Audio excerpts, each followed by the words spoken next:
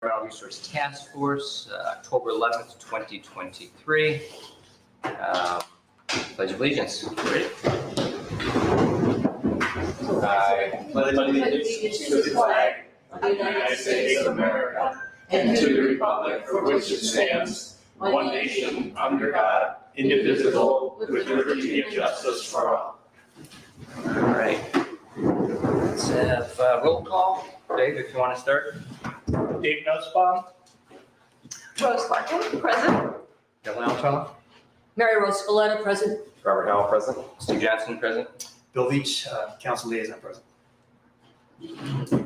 Chad Schutz, present. Jacob, present. Becky Bouse, Becky Bouse. Town Attorney, present.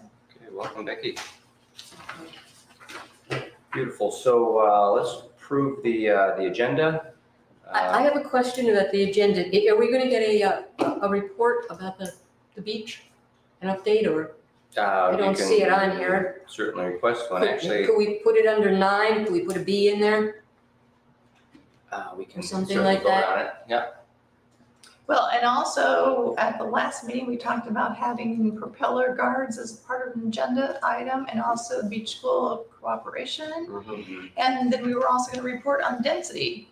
Right. So this was prepared by, and provided to us. So was this by request of the town council, basically, to go through the initiative list and to not pursue the normal items, I've been working from staff, and probably with with new appointment schedule coming on, it's probably not a bad idea to examine what we have going on. And Of course. Yeah. Oh, yeah. No, I think that's fine. I don't know that we can do all that today. We're pretty well up to date. Like do a summary and a recap. Well, with new members, we have presented, and I can get into that during that session.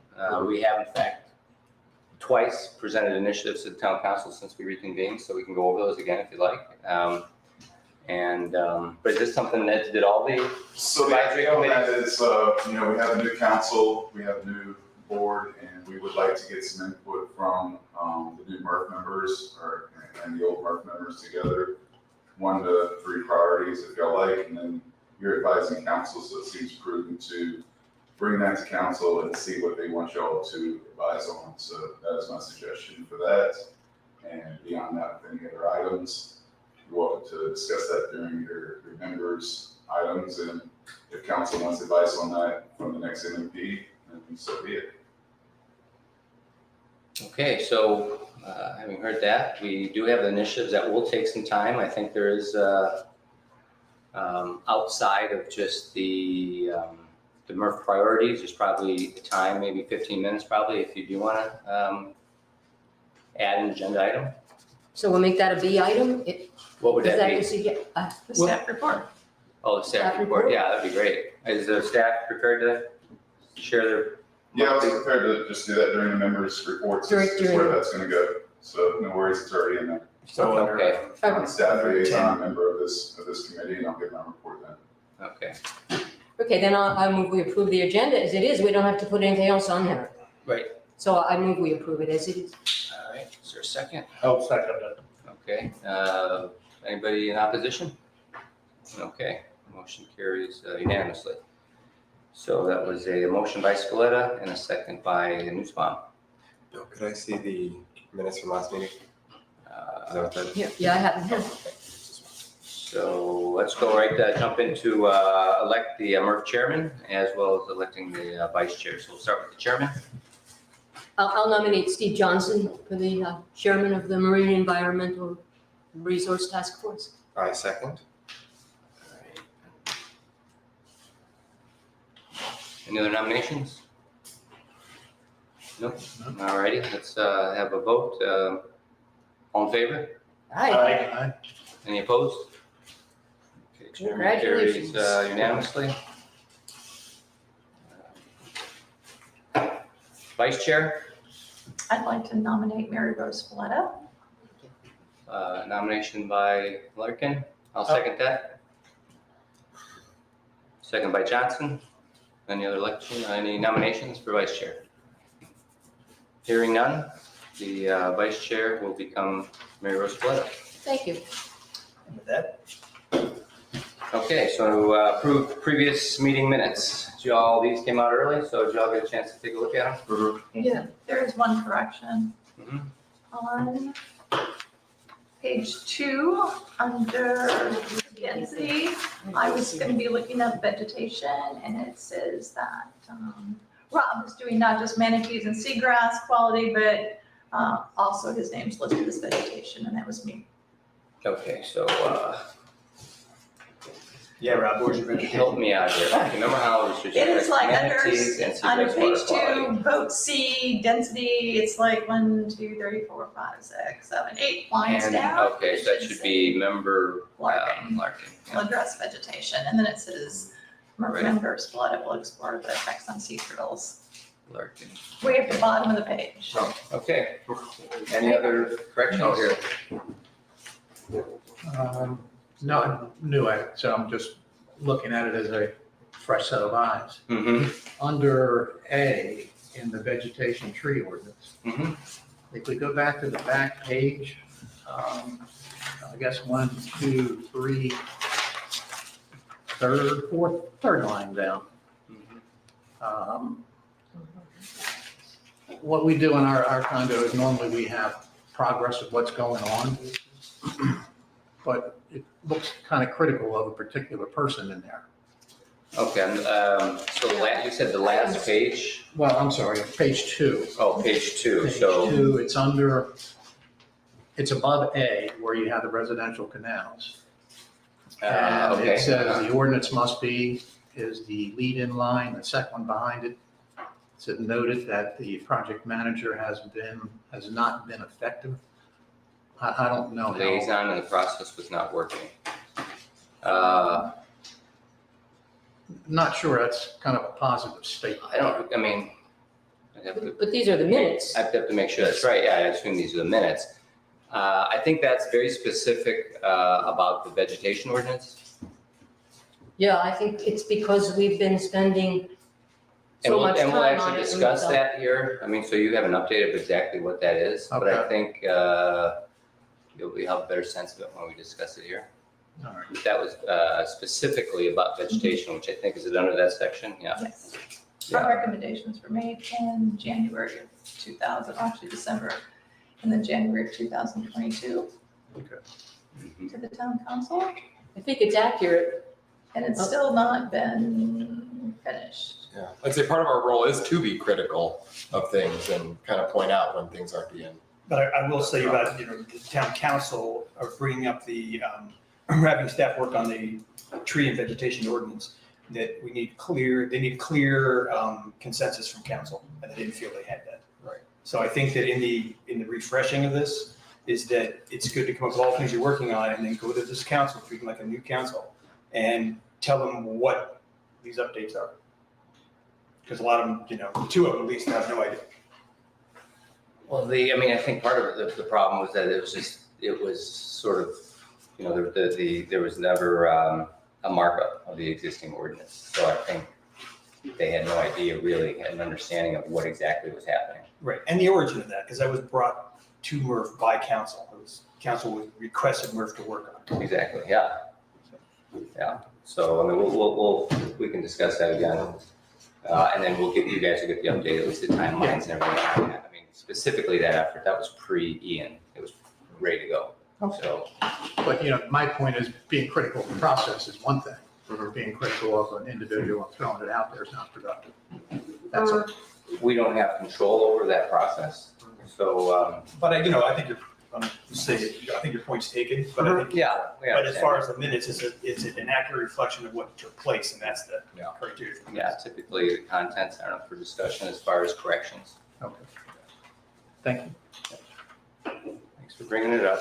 So any other corrections to the meeting minutes? No, I didn't see any more. So we have a motion to approve as amended? So moved. Okay, have a second?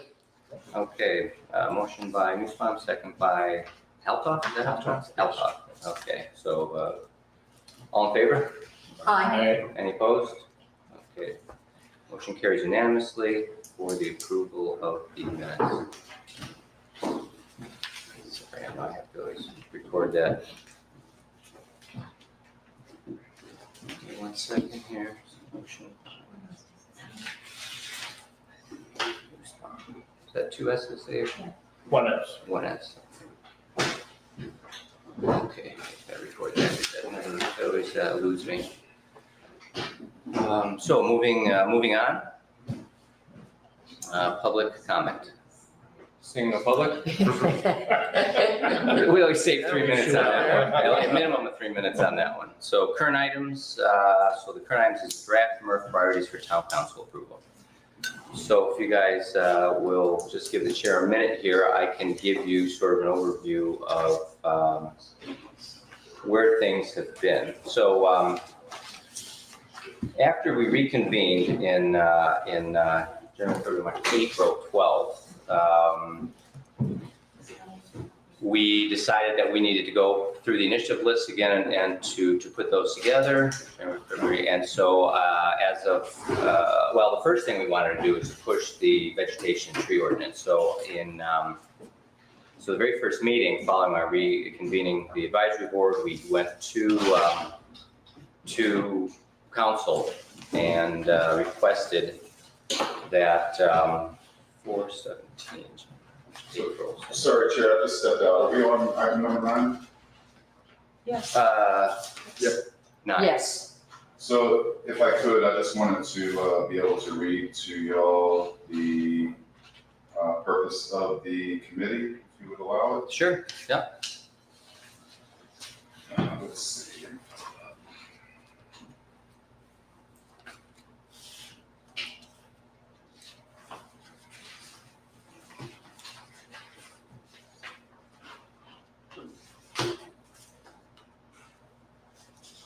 Got one if you want. Yeah, I was about to say I might have it myself. Yeah.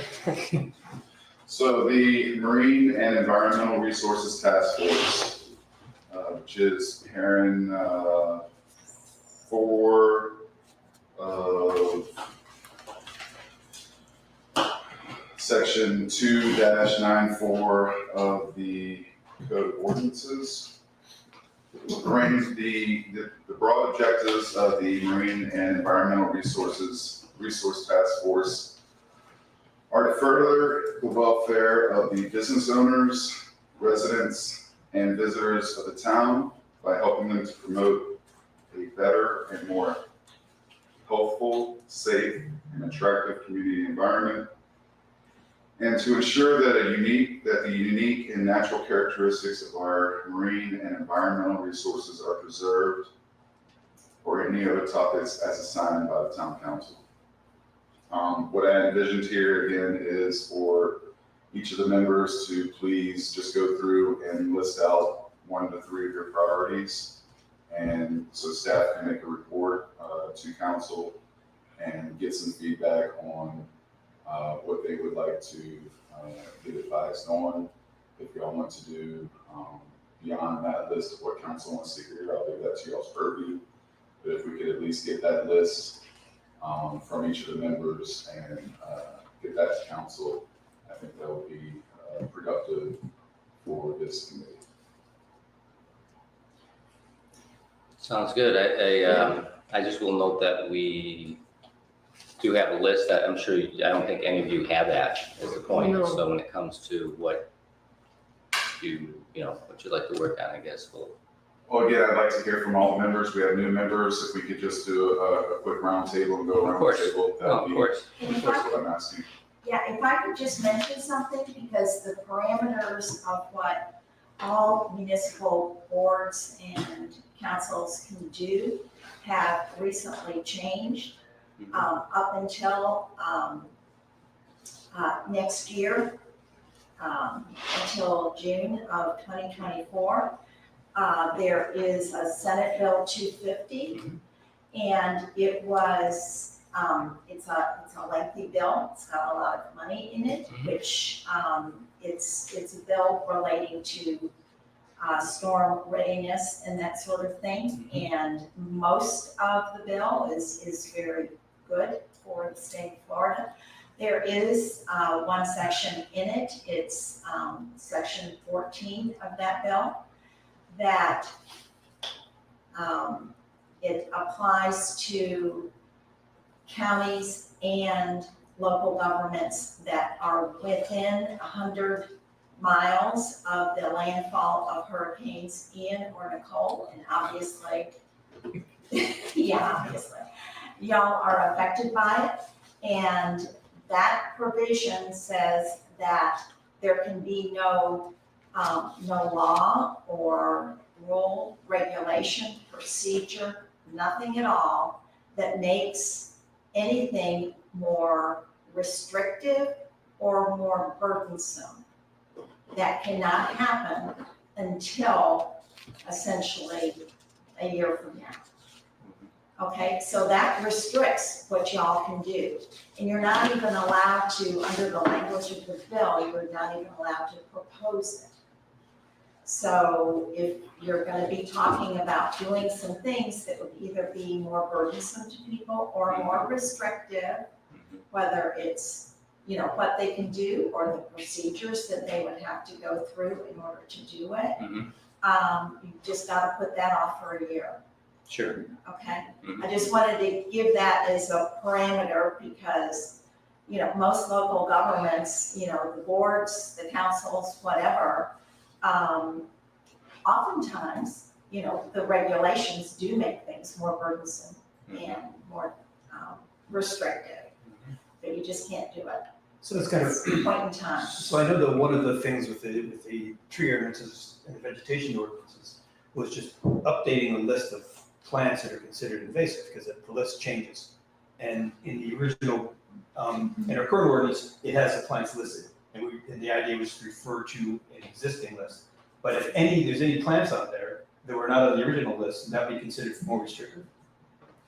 Are we talking about a state list, Yes. an existing state list? So you're gonna be changing from your own local list to the state list? Effectively, yes. Okay. I don't see that, I mean, that's kind of a gray area, but I think that you're probably gonna be okay with that. You know, obviously, there has been no litigation with regard to the effect of section 14 of SB 250. And there is some going on right now in Naples that I'm aware of. But I think that probably would be okay as long as that list was from a state standpoint effective here. Across So the that if state. you didn't, so that if you didn't do anything, that state list would be in effect here. Is that correct? No, maybe not. No, No, it was, it's just an informational list of what's invasive and what's not. yeah, and basically, one premise was actually was the request to restrict the planting of invasive plants for residential. Most of the vegetation ordinance was centered around commercial multi-unit properties. And, you know, one of the items was that we had hoped at the time to prevent, after having done an invasive plant inventory of the island during COVID, was to, you know, promote the planting of native plants for resiliency and all those reasons, but also to apply the state one invasive list to prevent those being planted even on the island. So from what I hear you saying is that would be a restriction to some that wanted I think it would do be. that. You can term it in aspirational terms, Mm-hmm. that it will be, you know, in the best interest of the island to only, Mm-hmm. you know, plant these things, but I don't believe we can absolutely restrict it unless the state's already enforcing that, which they're not, I guess. No, I would say, Rose, you're our local expert on all of these. I would say all three of these ordinances won't be able to be Right. reintroduced until after that 1 year. Right.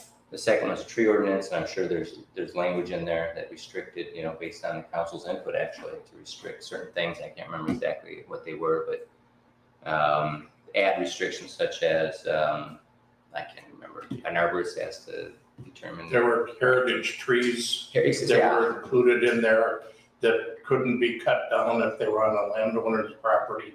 Yeah, unless it was in an area that was, what's the term, Chad? Beneficial use area, is that what it's called? I'd have to review. Yeah, but anyway, to your point, Dave, yeah. There were a lot of restrictions in there preventing exactly what the council was talking about. Yeah, I mean, some of that was existing, actually. I'm not sure we changed the multifamily or the commercial one very much at all. I mean, I think one of the major premises really was just this prevention of planting invasive species. I mean, you can term it in aspirational. You say you encourage or discourage, and Yes. do things not prohibit. Correct. Right. Could you offer something to make it more appealing? Give them a sticker, give them a star that says they participated in this, or anything like Of that? course, anything like that, a big pat on the back. Hey, you're right.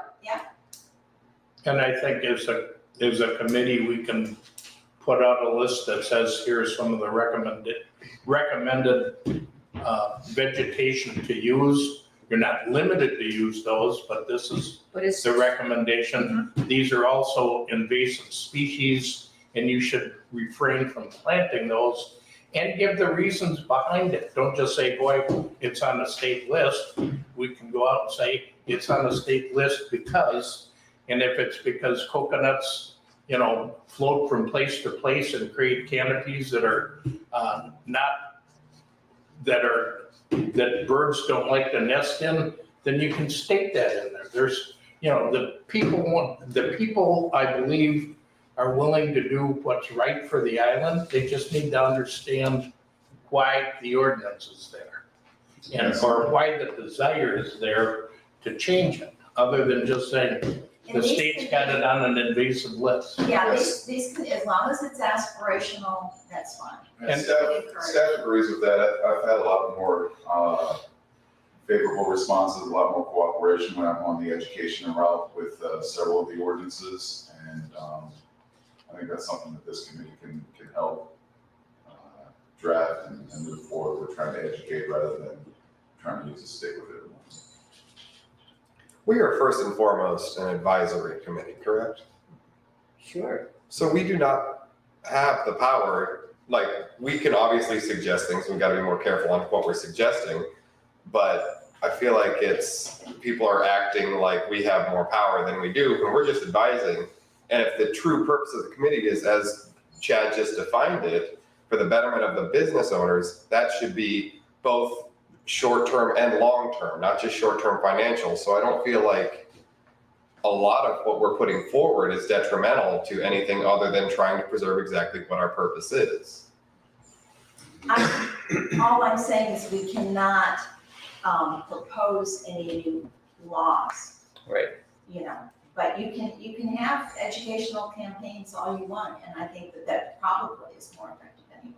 Yeah. And we do, we have a pop-up tent that's now Yeah, up we've, every other week, and it's been in existence for over 3 years. sure, we write We go to articles in the schools, we set We up. write, yeah, we write We've been writing articles, et articles cetera, in et the cetera. newspapers, so all those aspirations are already in place. My point is like, I feel like because of some things being said in media, people are getting the idea that this committee, advisory committee, is pulling all these strings and having all this power, when we're just pointing out when wrongs are being done and when things that are in the gray area are being taken advantage of for the betterment of a single person instead of the island.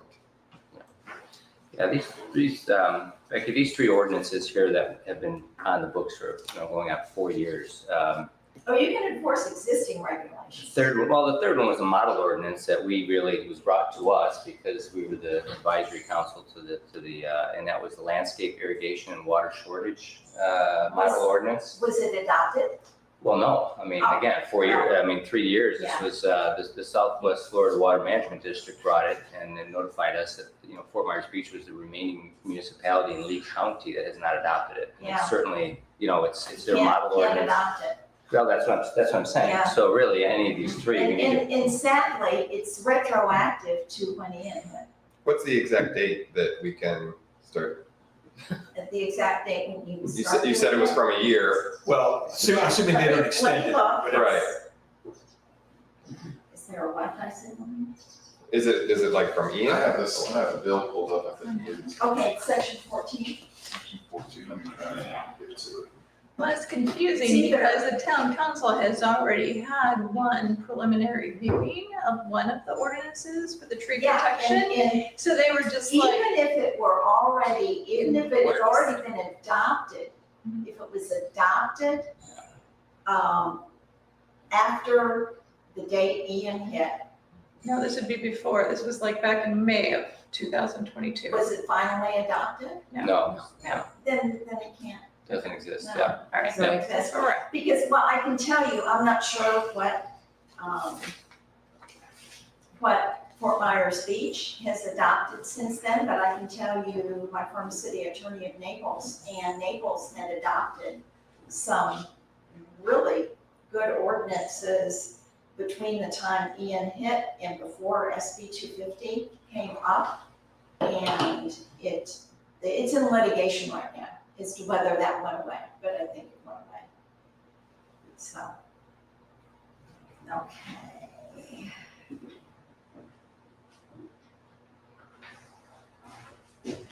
So maybe just to, Yeah, okay, the statute is retroactive to September 28th, 2022, and it goes to October 1st, 2024. Thank you. well, good. So really, just to sort of set the record straight on this, we were asked to look at these from town council. Originally, it wasn't a particular initiative of MERF. The landscape, the entire landscape and tree ordinance, then the tree ordinance was pulled out separately by a town council member. I think maybe the vice mayor at the time. Was she the vice mayor? Anyway. Yes, she was. So then we pursued that separately as a separate, ordinance. And then, of course, the landscape irrigation, that wasn't our initiative, that was brought to us by the Southwest Florida Water Management District. So I would, in my opinion, we just would table these for a year because there would be no I think we need to reason get, to rework language, aspirational language, if after the year, we could actually put something in place such as that would benefit the island. And again, the council. but Steve, that concerns me because this island is at the point where people are going to start planting. And we don't want them to put in plants or trees that are going to be to the detriment of the island. As long as they're paying money, they may as well buy the best thing. They already are. Can we just put out something that advises people to at least, So what prompted us to do that was that as we were advising people and asking them to put in natives and to take out invasives, the sort of prohibiting the planting of invasive species was so that the next door neighbor that says, oh, those Mexican petunias are great, you throwing those out, because I'll plant them in my backyard. Yeah. You know what I mean? So it really defeated the purpose. So that's sort of what brought us down that alleyway. But again, from what we understand, we're limited, we can't do anything. So. But you can have aspirational things, and it sounds like you're already doing it. Oh, absolutely, yeah, oh, yeah. Yeah. Are we able to advise council to make a public statement stating don't use invasives and this is why? I feel like maybe people don't understand why we don't want invasives. We're just telling, don't do this, Absolutely. but maybe more education on it.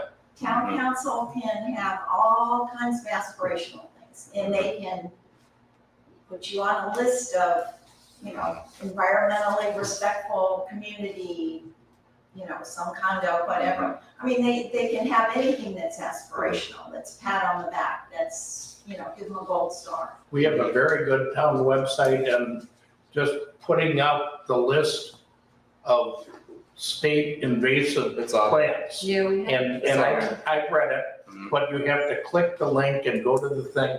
If you had it to where you said, here are the plants, and it's just a flyer, and here's what you should not be planting, and here's a one sentence description of why. We pass those out at the pop-ups. Well, I know, but what I'm saying is there are people that don't have time to go to the pop-ups, everybody's in the process of rebuilding. Mhm. And, we're trying to get as much information out to as many people as we can, as succinctly as possible in places where they can find it quickly. because everybody's got 100 things going on. So I'm just saying, if we want to be the most effective for the people that are here replanting and rebuilding, it's a KISS system. Keep it short and simple and have people look at it and say, okay, I don't want this in my landscaping plan and here's why. I want this in my landscaping plan and here's why. And you're done. I feel like the ones who care enough to look already can find it easily. It's the ones who don't know to look or care. And that's why I'm wondering if we can make some type of motion to suggest to city council about making a public statement about, even if it's just going to the website or, rethinking the landscaping while you're redoing your property. Is that something that you think that they would be willing to do, Bill? Well, I don't know if we're really, certainly you're willing to come in the committee reports and talk about, the value of native plants and give the reasons why they're, preferable to invasive. But I think, you have the power to outreach on your own without going through council. And in a lot of ways, you have more tools to do that. If you want to involve the PIO, then they have to go through council to give that direction to the town manager. But I think, a lot of things you're already doing, and I think that, like I said before, you have 3 tools to try to influence, right? You can legislate, you can educate, and you can do direct action. And direct action and educate are still on the table. So in a lot of ways, and I understand what Dave was saying, but I know when I moved here 13 years ago, I didn't have a clue about the environment, nothing at all. I mean, it's a pretty steep learning curve to figure out what really works in Florida. And We what should put doesn't. together a welcome packet for people moving down on the island. And I know that a lot of people, they'll have a vegetated lot, they'll buy and they want to get rid of all the vegetation, put down rocks, make it a vacation rental, so as low as maintenance as possible. I mean, and you have a short window to try to educate those people. Because if someone buys a place and starts working on it, they're probably not, like Dave said, they're probably not going out and looking for a list of plants as preferable. They're probably trying to find a contractor, prepare their site and working on permitting and all that kind of stuff. Could we maybe reach out to a local landscaper or some type of greenhouse and have them have a little more presence on the island that pushes the natives? There's over 40 that I can think of that are landscapers that are operating on the island. It would be a monumental task, literally. And then you miss one person and he's putting rocks in the guy's yard. So. Well, rocks on talking about invasive, but yeah, I see your point. And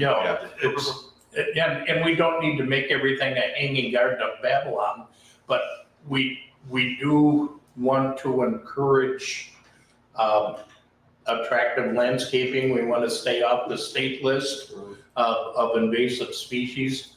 But I mean, I'm personally sick of looking at sand lots driving up and down Estero Boulevard and on the side streets. So I can't wait until we get more people doing more plantings with more trees and brush and landscape and bushes and grass, just to get grass back again. But one thing, that is probably possible, maybe a bit of a task, is to try to compile a list of the landscapers and then work on educating the landscapers. Because they're probably the ones who are doing most of the planning on the island. So would it be counterintuitive to recommend certain landscapers? Or is that some type of favoritism? Landscapers only do natives. But we could send out a call to the landscapers and say, here's our list. If you want the approved list, we can say, here's the list. We've given it to these landscapers. That way that we're not endorsing a landscaper. All we're saying is, Joe's Landscaping has reached out and received the list of the preferred plantings and the invasive species. And if you list 5 of those guys and say, these guys have all reached out, that's a possibility without recommending anyone. Am I correct or not? Or along those same lines. I know it's shady. Along those same lines, you could kind of pre-qualify those landscapers so you Just say, this is a Fort Myers Beach approved landscaper, or they like native plants. It's not even going in that direction. Marco Island has a. I retract my statement. It's a monumental task trying to permit these guys, and I don't think we really have staff resources. I appreciate what you're saying, But also, I mean, they're only restricted by what the land development code is. And right now, we really only have guidelines for commercial and multifamily. Right now, there aren't really any prohibitions, I think, on residential landscaping outside of the amount of gravel, let's say, or non-pervious surface that you can have and those types of things. So those are the guidelines. To your point about communicating with people, I know Rose also is on the Let's Go FMB, which is obviously just a resident group, and they're working on that same type of, here's your hit list of what you can and can't do, and sort of the recommended steps. But again, it's got to be within the current land development code. And they have on their Facebook page the directions for Fort Myers Beach town website for how to find all the information that's there. Yeah. Because that's kind of challenging. So they have the directions step by step on how to find it, and that's posted. They have other information. They have a PowerPoint video of native plants that they could put in. So. Yeah. And Rose also, more or less single-handedly populated the website with, with that information you've seen up there. Yeah. Filled the environmental page. So, maybe advisory, you can talk to the PA, Jenny Dexter, and suggest that you drive answers to questions to the website. I'm not sure what else we can do for the time being anyway. We can put it on the agenda if someone comes up with another way of presenting it so that everybody is going to want to do it. At this point, I don't have an idea. I'm thinking that, Dave's idea of coming up with some kind of listing of plants that we can say, join us and be part of our forward-thinking garden club or whatever we want to call it. Or if we just want to present the council with this problem that we want to encourage these plants from being planted and these from being avoided, and ask them to suggest what could be done. I just don't feel we should drop it. I think it's so important. No, I believe we can, and Steve gives a report to the council. He can say, we discussed it at the meeting. We developed a list. Here's our list. We encourage everyone to try and use these plants in their landscaping. He can read the list into the record. And here's a list of all of the ones that you should not plant because they're on the state invasive list. It's within, I think, and that puts it on the record. And believe me, a lot of people watch a town council meeting and they say, boy, I didn't know that. I mean, all it's doing is getting it out to the people. I think a big thing is that, we kind of touched on it before, is if the people care enough to look at it, the information's there in a lot of different ways. But I liked what you were saying about how we need one little thing that explains why invasive versus not invasive versus invasive. And maybe we could come up with like a little catchphrase or slogan that when people hear it, it just makes them second guess it, second think it. And I keep looking at you because you know more about it. But like, do you think maybe like a little, not even a paragraph, but just like a 1 to 2 sentence little catchy why? Because why? Oh, yeah. I mean, really, like so that's my question to you, Rosie. Well, there was a great article by Smithsonian on why you should plant natives and not invasives. That I'm sure there's something catchy that can be pulled out of that up That to was you. my- later. that was my exact Just same need thought. 2 words. Just say plant right. right in that right place, I think it already exists. Guys, if we can get back onto the agenda, and I can just go through each one of y'all, 1 to 3 items. If it's educating about plants, educating about trees, that's fine. I just wanted to try and get 1 to 3 items for each of the members. And then if y'all want to talk more about plants during y'all's members' items and reports, feel free to do so. But I just want to accomplish this agenda item. And I'm not sure when y'all want to talk about the sunshine law. Yeah, we'll do that during the staff report, Ms. Voss, if that's okay. Sure. All right, Dave, you want to start with your 3? Okay, well, I just had one, and again, I had a couple that can't, they're pretty much tabled for a year. But one that I think we can do, and it's gonna take some coordination from staff and from the town council and from the committee, is we have found, at least in reading everything that I've read about the berms that came down this year and the attractiveness to the turtles, to the berms. It's fresh new sand, it's easy for them to dig in. And from everything I could gather, and I'm just reading what I read online, the turtles seem to like laying eggs in the fresh sand. One of the reasons that we have a lot of stakeholders that are against berms coming on their property is that the Supreme Court has ruled that any type of state, county, or municipal funded sand that goes on your property constitutes beach renourishment. If it becomes, What's if Supreme Court decision? there was a Supreme, and I can go back and look it up, I don't have it here. It was Dayton, yes, it was Dayton, where they were discussing beach renourishment. They had sand coming in, it was placed on their beach, and then they said, no, we are now still a private property, and the Supreme Court ruled no. Once you have a beach renourishment, it no longer is considered Which Supreme Court? Florida? the US Supreme Court. And the last attorney prior to you agreed in town council, he was there and he said, I believe you're right, because I was up there, but I can show you. At any rate, there's an issue in bringing state, county, or municipal funded sand and putting it on private property as part of beach renourishment. And there's a possibility that that could have an impact on private property rights up and down the beach. So there's been a natural pushback.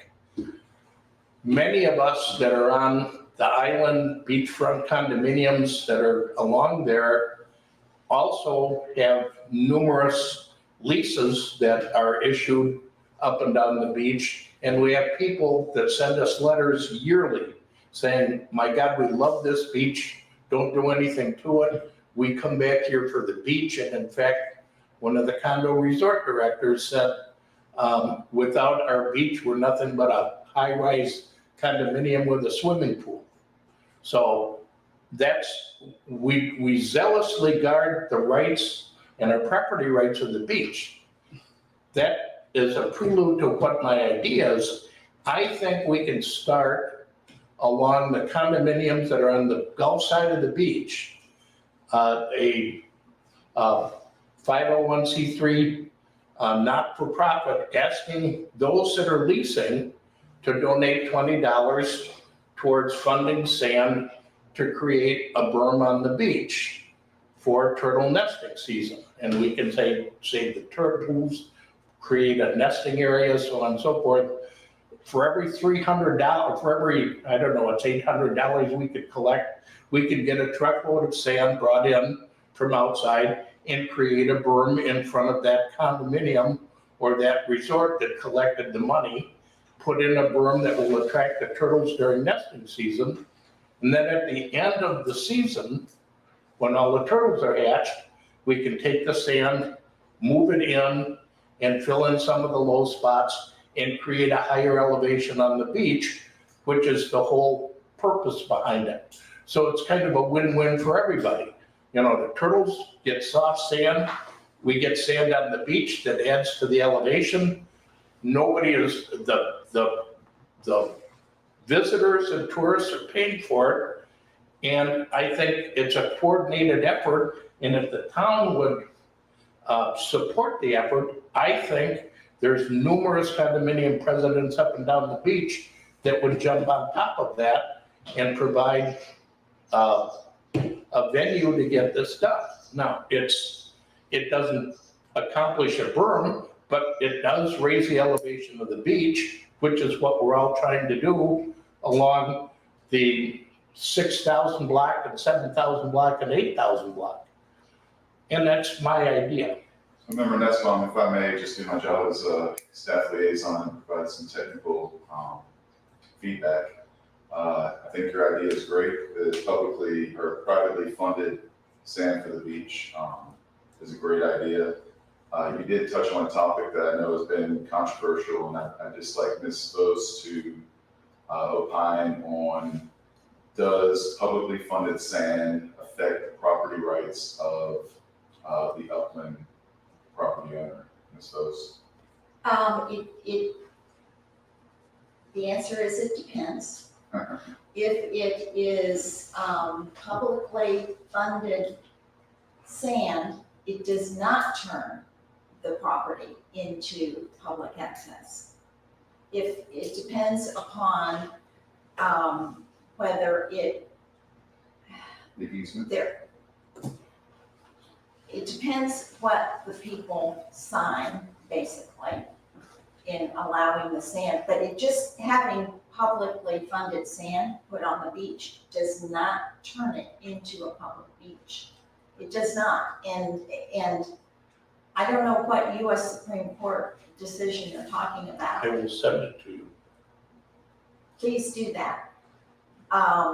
Because there are certain programs that, yes, in order to get the sand, you do have to sign away certain rights. Other programs you do not. And the town of Fort Myers Beach program and our easement. It's not. You're not signing it away. And that's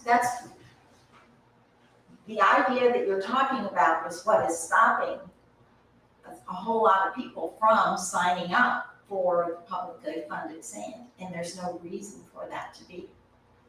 So, I welcome you looking at it, and I will send you the information that I have had and from our 2 or 3 legal opinions that we've had, including I specifically asked the prior town attorney at a town council meeting, and at the time he agreed and said, yes, that So is. there's a nuance to that, Mr. Member. The nuance is that if there are state lands that are in the mean waterward of the mean high water, and you put sand on top of that state lands that was submerged and now make it uplands, so to speak, then that sand remains state land. Yeah, yes. And There's no I believe question that's about what No the- question about that. Right, so I think that that's what that ruling refers to, and I think it's been a little twisted as to you're losing your property rights with that sand, but you can get with Ms. Vos and I would give her that. be That's more than very happy important. to. Because I do know, like, the ECL or the mean high tide line, ECL is basically a survey, right, mean high tide line. Erosion control on, yes, Right, sir. that any sand that's put seaward of that I think becomes. Remains- That's it correct. remains- It's not becomes, it remains state land. However, Councilor Beach, if there's no ECL line, Correct. which on the 600 block, 6,000 block, there is no erosion control line. Right. Correct. So once the sand comes on the beach, that can be argued legally that becomes part of beach renourishment if it's state, county, or municipal funded sand. So everything can be argued, Member Nussbaum, but we can call Greg Garris at FDP together, and he will tell you that, for instance, that project I proposed to put publicly funded sand on the 6,000 block as a triple CL activity would not have infringed on your property rights. And I understand that, but that does not stop a separate organization to come in and argue it, even though FEC or FWC doesn't want to do it. A separate organization can come in and say, hey, guys, you had sand coming in, so now we want to come in and, we've got the Audubon's suing the town today. The Audubon can come in and sue the people that brought it in, create an argument, and they'd have state statutes that come up. We're just, we don't, Yeah, really. we don't want to get into any more legal hassles than we have right now, because we have insurance companies that we're battling tooth and nail right now, and this is just another issue. It's a can of worms that most of us on the south end of the island without an ECL, we're trying not to get into. And my proposal was, look, here's a way we can get sand on the beach. We can accomplish what we're doing, raise the level, give the turtles a nesting area, and it becomes a win-win-win, and it doesn't cost anybody. Would this be a one-time renourishment and then moving, or would it be year? We do it annually. We do it every year. We collect it from we have thousands of leases that occur every year. And if everybody put in a $10 or $20 contribution, which is tax deductible, and you say, look, we'll give you a free koozie, or, if you put in $50, we'll give you a hat, and you go through. And when you have enough money to buy a truckload of sand, or 2 truckloads of sand, or 5 truckloads, you dump it out there, put out your berm. You have to be about, according to the wildlife expert that we contracted, he said you want to be somewhere around 100 feet to 150 feet in. But he said it all depends on mother turtle, but he said that's an ideal thing. So you can come in 100, 150 feet, right about where the wreck line is, set your soft sand berm up that's 2 or 3 feet tall, and then at the end of the season, push it in. And we'd have to get FDEP approval, we'd have to get FWC approval, we'd have to get backing from the town. But if we did that, you'd have an ongoing process that continues to renourish the beach, and year after year after year, you're adding to the beach. It's an excellent idea. Do you have any others? Yeah, But you're making the assumption that's. Not as long as you continue to rake that beach the way you do. You're below sea level there now. So That beach is so degraded that, If we can just stay on topic and everybody's gonna have their ideas. Okay. Right now, we just wanna get the ideas and so we can get advice from council. And So to record that properly, what was that? How'd you record that? Private, A 501c3 for privately funded beach sand. okay. Does that sound good, Mr. Member Nestle? And I believe there's precedent, I've heard that and verified that Captiva does that to some degree, where they pay for the renourishment. Yeah, they have a taxing district, but that's government again. So it's in your taxing district and you're going through that 501c3 be complete. I think we'll be here a long time if we start opining on everybody's ideas. So if we can just move through, any more, Mr. Nestle? No, that was it. Thank you. Ms. Larkin? Obviously vegetation and just getting the word out. I'd also like to have some focus on fertilizer again. The town did have those fertilizer cards that were laminated, that were given out to landscaping companies and residents. And I don't know what happened to that, but banning fertilizer is a good thing because that contributes to all of the red tide and blue-green algae problems within Lake County. And then, So fertilizer, Well, we will be can't ban it. advising council? Exactly. well, there was those cards that you had that were laminated fertilizer handouts cards. to the- Yeah, and those could be to residents or landscaping companies. So advising council they wanna to do more replenish fertilizer those. education? Okay. And then my third one, that's a toss-up. It's between the coloring book that the Fort Myers Beach students and children are creating and kind of is in the works, and the pamphlet that Merck was going to produce for Fort Myers Beach. So it's kind of one of the other informational. So Fort Myers Beach students, Yes, the coloring book. coloring That's book. kind of in the process. The students that attended the summer camp here at the Mound House contributed some of their drawings and work to that, because Merck was here a couple of times with a pop-up tent and did Sure. walks on the beach and stuff with the kids. What would we be advising council to do with the coloring book? Just to be supportive, I guess, at this point. We already, there's already an artist, a professional artist that's volunteered to donate their time to contribute work to it, so it might be printing when it gets to that point. I think that's the thing, if this requires some funds from council, I mean, just to go out and do an educational It program. would just be, the Sure. printing It possibility. says there's been donations for it, but. Yeah, and we've had donations for it, a large sum of donations, so. Specifically for that effort, yeah. I think probably the thing to bring that in front of council is to make sure that the council buys in the information they're putting out, so it's not Right. going away from. Right, and then we get permission from all of the students and their parents for publication of their artwork. Okay. Any others, member Larkin? All right, Member Altough? To go back to the easement again on the beach, I think it'd be more receptive to the owners if you reduce the term from 15 years to 5. That might be, it might cut down some of the resistance to that. Can you articulate that a little bit better? What's the 5 and 15 years? So the period of the easement right now is 15 years, and I believe he's asking it for a period of 5 years. That's Okay. correct. And it allows access to, because once they put down the sand, they come down for a few years and rake it and work it out.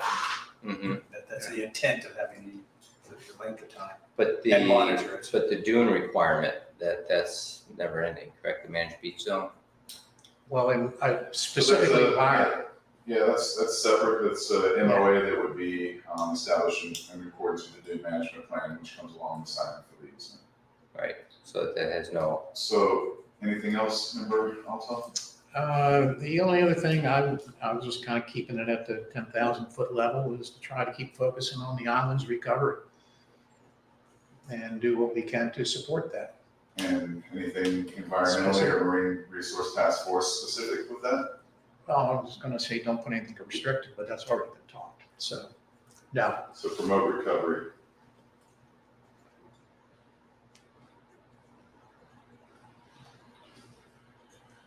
Member Scaletta? Yes. Vice Chair Scaletta? Thank you. I was at the LPA, was it the LPA that met yesterday, is that And the the town current? council. And the town council, and one topic that has me concerned is the, and I promote the idea of the beach views, so that we can see the water from whatever, but I see a problem occurring with lighting. And during turtle season, a lot more lights will become visible because of that. And I'm also concerned about the development of the canals. I would like to see them be disallowed from becoming commercial, those that are all private. I'd like to see them stay that way and not let private businesses use those canals to ferry people in and out for their commercial businesses. They're surface waters of the state. I don't see us being able to regulate that and supersede that, but we can certainly, I don't know, Ms. Joseph. And I've heard from staff too, that if you have a commercial property has a dock, they have uses, and you can't take those uses away. So we may not, it's kind of like it's like a road. If someone has a commercial property at the end of a road, they have the right to use that road. Suppose they don't have a dock, can they put one in? I Yeah. don't want to tell you who I'm thinking about. Yeah, we were at a meeting over at Town Hall, and we looked at the zoning uses, and I was really kind of surprised. But the commercial properties, the zoning districts actually say that they have the right, and they use the word water taxi to use them for that. And that surprised me, So me but too, it's there. disappointing. Yeah, And of course, I go along with the idea of this pamphlet. I think it's past time that we need something that we can hand out to visitors so that they can become immediately aware of what our local laws are that might, one of the things I'm thinking about dogs on the beach. People, I see them out there and their dog is loose because they don't realize it's supposed to be on lead. They didn't read the sign, but maybe a pamphlet with Yeah. the information on it would help. With regards, just for anybody who's watching, with regards to dogs on the beach, please call BASE. That's what they're there for. They are beach and street enforcement, although they may have a new name now, I'm not sure. But that number is 239-788-7765. So call BASE. They're out on the beach. They have buggies that let them, And what are their hours, Chad? I believe 7 a.m. to 9 p.m. 7 days a week? Yes, ma'am. Thank you. So just a question for you, Becky. I know there's some restrictions about, like, we as a municipality can't mandate some document that goes into a closing. We're not like an HOA with the ability to do that, right? But is there a mechanism where we could, when there's a real estate transaction, that we could send information, like they were talking about a welcome to Fort Myers Beach. Oh, absolutely. Absolutely, that's a good idea. And I And think then- that's it for me. And then I'd just say that the different bits of information that this committee would think important to put in that packet, then that would be something, and then maybe even do the effort to put the educational material into a format so the town can print it and send it, but not have the town to create it. Sounds good. All right, for me, first and foremost is environmental education and outreach. Trying to maybe get into the schools more, educating the children, getting them more involved in the community. Connecting people with wildlife and wild places, I think, is the best way to fix every issue we've ever brought up in any meeting. So you're advising council to direct staff to do that, or what are you advising? Maybe get funding for some resources for whether it's this committee or a group of educators to go into schools with pamphlets, with biofacts and skeletons and cool things to educate the kids about their backyards a little bit better, about native plants, just everything we've talked about, being more involved in the child part of the community. That was a request from town council specifically for the beach school. And as an educator, I love doing that and going out in front of kids and teaching and that. So, So you'd want to get paid to do that, or what are you saying? I mean, I'll take money for it, but I also would not mind volunteering time to go help and educate. So the request, the request from Councilman Adderholt was to help the beach school because they came to us for help in not necessarily curriculum, but some programming, similar to maybe like the Sanibel Water School, whatever, and some resources to help run that programming. And they came to MERTF to request that. So I'm not sure how that becomes advice, what we're advising the town council. It's not every single thing we do, I guess, based on that request. But just articulate that for the benefit of Rob. That was on the list. So I don't know how that fits into your box for advice. But Anything that's- else, Member Howell? Yeah, I think if we're not able to put new ordinances or enforcements or things like that out there, if we're kind of restricted for another year, I think being more proactive and aggressive with enforcement, follow up with enforcement, and whatever the punishment or penalty is for breaking these current ordinances and laws, whether it's getting more staff, making sure the beach staff is going further south and following up with things going on. I think we need to get, I don't know if it's more funding, I don't know if it's more hours, different schedules, just have more enforcement out on the beach to enforce and protect what's already out there to better this, because I think a lot of the issues that we bring up in here are just that things aren't being looked at and enforced. I think things get overlooked and passed over or ignored, and I don't think that's okay anymore, especially if we can't put more things out there to protect it. So more aggressive enforcement on the beach? Mhm. Anything else? Following up with the raking and making sure the lights are, that kind of goes back with the enforcement. Yeah, I think that's all for me. Sorry, so what was that last one? The raking and the lighting, making sure those are, as those are Raking updated, compliance. raking compliant, and then lighting important, yeah. So same, more aggressive enforcement on braking and lighting? No, those are two examples, but yes, those are two of the bigger issues. Could I ask what you mean by raking enforcement? I mean, Making sure they're not raking too close to dunes, making sure they're not raking up onto the new berms, making sure that they're raking the proper distance away from those things, wildlife areas, and not making sure the rack lines, the most recent rack lines, the medium high tide rack lines are not being affected. Raking is detrimental to the beach. It looks nice for tourists, and that's great, but it's detrimental to the beach ecosystem. I disagree with that statement only from the fact that I read a a report from a lady that is now, I We thought we did were being given our opinions. Yeah, you're right. That's, so anything else, Mr. Howell? No, that's all. Yeah. Mr. Nussbaum, if you could just continue that in your members report, I please. do that. Yeah, that'll be a good one. Anything else? Nope, That's that's got all. 3.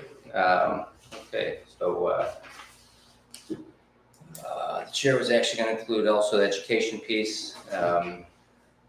Education regarding, No, I mean, that's been covered by Mr. Howell. So maybe, funding of schools, you'd want to second that as well?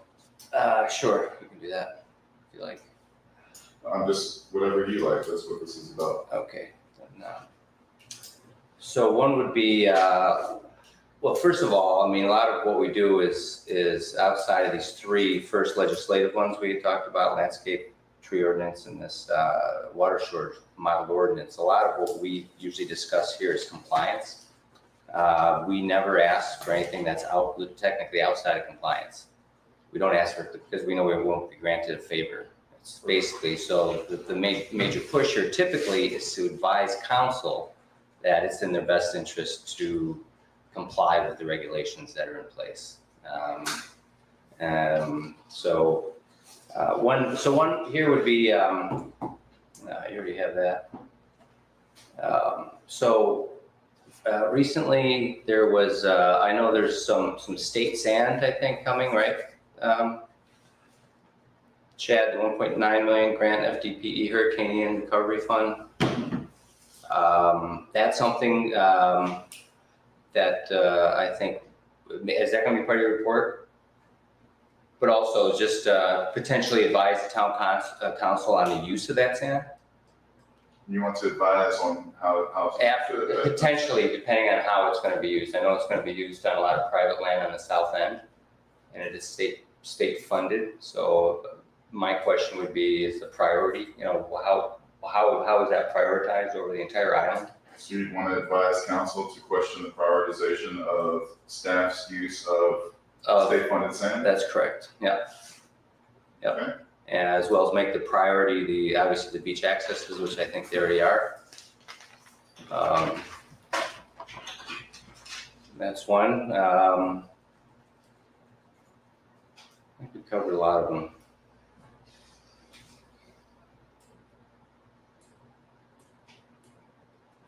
I think we said density intensity maybe would be left more for professionals. I mean, I think so. I mean, we all had our breakouts for that, but after reviewing that, I thought there's already expertise in that. So why would we research that if we can find that? So maybe that's, so maybe we can't put it in there. So density intensity as it affects the environment on Barrier Island. And I think the advice would be to find a resource that would provide that information to town council. I think Councilman Veach has actually a resource that, is that for that specific purpose? To advise on density and intensity and the, Well, it Affect the affects, environment. it's just, yeah, there's a group, well, and the council hasn't approved somebody to go forward, but there was right. there was a presentation by a group from the University of Florida. Is that the one you're talking about? I think so. Professor from the University of Florida. And their acronym is FIBER, but the guy is a architect and a planner. And, but FIBER, the E is for environment and the R is for resiliency. So that I'm not sure how that really plays. So what's into what you're their, asking. so what's their objective? So what's the The real, the discussion? well, the real motivation for me is to give this town the bandwidth to do some planning for some of the areas that are now not being touched. Things like a housing program, Times Square in Old San Carlos, by professionals. I appreciate what Let's Go FMB, but actually, coming up with proposals and for our commercial zoning areas, that would then come back to town council for approval. And some of those are tools to help people rebuild back without the expense. Okay, But their, environmental resiliency, particularly around the coastal areas, is part of their acronym. okay. Okay, so it's not exactly what we were talking about, I guess, was it? Okay. No, So maybe another one here would be beach obstructions. Again, that was under rebuild right, beach obstructions, which is basically discuss the berm sand renourishment and managed beach zones. Ensure that So beach obstruction, sorry, I didn't. beach obstruction compliance through adoption of the dune designs. So site plans for water sports and condos and stuff have their site plans are actually accurate, I think, in the past. I mean, as part of our compliance, that's required to be either removed from the beach or put behind a dune. Site plan for beach vendors. Yeah, and I suppose condos too, right? Not condos, but commercial properties that have beach obstructions in and out during the year. Condos. Okay. Yeah. And that's it. All right. Thank you for that. So Chair, it's your pleasure if you want to move on to the next item. Yeah, so again, this list, can you reiterate what you're doing with the list, what you're doing with the list? So again, we have a list of anywhere from 1 to, I think yours was 5 items that staff will compile and report to town council, hopefully at the next MERTF meeting, and get some feedback from council. You know, y'all's job is to advise council. It seems productive to get advice from council what they want to hear on. So we're, you know, So if we're talking about things that, you know, they're not, you know, you're not getting any resonance on. Could council maybe give us a list before each of our meetings So that we this- could comment on? That's what, you know, and staff get direction from council on what MERTF would like to do, yes, that's the point. So this was, I mean, this was just to exchange the format with us, with our initiative list when we present to council. We ask them, should we work on these, should we not work on these ones, or do you have additional things to do? Is this the new sort of way we'll do that? Is that what you're suggesting? And then also, So this is something I wanted for myself, just to give us some focus and get some direction from council, yeah. How will we so this bring is unique to MERTF. Are all the advisory boards actually going through the same process? I think we're going to do the same process with the Anchorage Committee, and that's, you know, that's what I have control over as a staff liaison. I can't speak to all the different committees. Okay, How so will we this is bring a up staff the liaison. you're going to initiative. compile a list and then come to council with that list? Or you can provide a list and work with the chair and have the chair present it during the. I was going to go to the council for direction. Okay, it just seems to me that typically that's been the chair going in front of council and asking the same thing, because there's a place in the agenda for that. I understand. It may be a little novel and out of the box. How do we bring up new ideas then? if we're It's being told to advisory, talk about well, advisory reports. I mean, I'm not trying to stop anybody from going to council and suggesting other things. By all means, get direction from council. Mhm. Absolutely. okay, good. Good, that's a great discussion. But I would recommend, in the spirit of cooperation, that you work with the chair when you're distilling this list down to the essential point. All right. Yes, sir. Let's move along here. So let's go directly to members' items and reports. Draft town council approval. So again, just for the sake of being at the 12 Being o'clock. being at the end of the Being at the end of the table, that's right. I do have one report. This came from FWC, and it was a report on the Fort Myers Beach nesting birds. This was our final September update, and I'd just like to read it for everybody. Fort Myers Beach had a great season for shorebird nesting on the 6,000 block beach. This year, the beach was used as a nesting habitat for snowy plover and Wilson plovers, and by least terns and black skimmers as foraging and resting habitat for the newly fledged chicks and adults. The snowy plovers had 5 nests on the beach and fledged 8 chicks. The beach also had been used in the last month as regular foraging and resting habitat for 10 to 20 adult and newly fledged snowy plovers, including several chicks fledged from Sanibel this year. The sparse vegetation is the great habitat for plovers to rest amongst and create a little bit of camouflage for them to hide behind as they rest between foraging trips. There was one Wilson plover nest on the 6,000 block this year, which fledged one chick. The beach has also been home to 5 to 10 adult or fledged Wilson plovers, which have often been seen near the snowy plover group. Black skimmers and least terns use this beach extensively for resting between foraging trips after leaving the colony at Carlos Beach. Flocks of 50 to 100 of each species were seen regularly among the shoreline and at ephemeral ponds, keeping cool near the water.